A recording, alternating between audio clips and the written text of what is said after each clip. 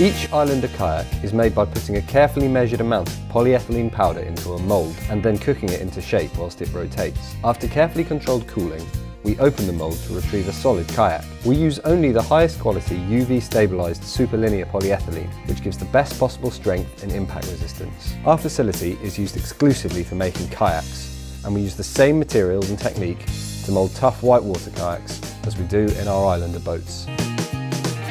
At Islander Kayaks, we hate waste, so the small amount of excess plastic from the manufacturing process gets ground back down to powder and used to mould our recycled kayaks. This saves us using extra material and allows us to use up almost all of our waste, so it needn't go into landfill.